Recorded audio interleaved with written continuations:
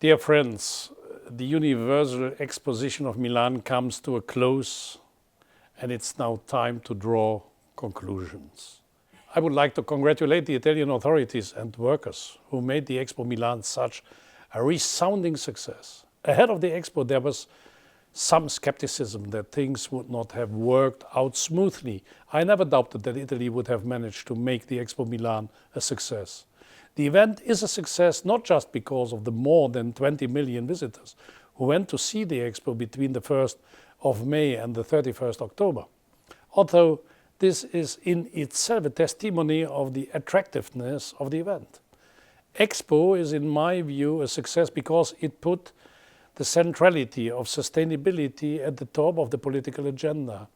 It did so via the Charter of Milan, the document which adds a new ambition in establishing the right to food for the generations to come.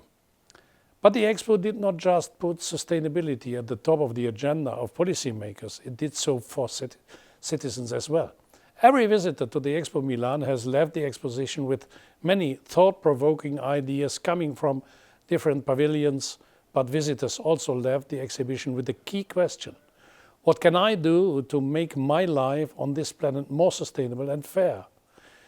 Increased awareness of how our choices and habits affect the world and awareness of the interconnections in the global economy is by itself the greatest legacy of Expo Milan.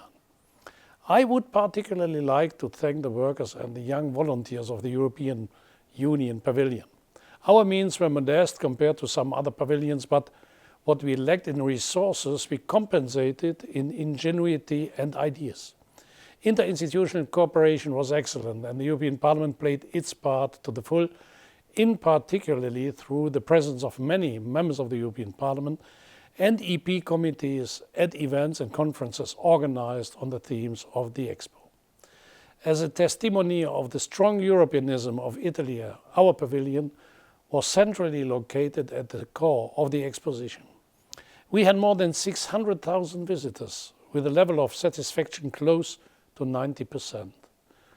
Alex and Sylvia, the farmer and the scientist whose story underpinned the theme of the EU Pavilion, have become widely popular, and so have the policies of the European Union in the fields of, among others, agriculture, development, environment and research.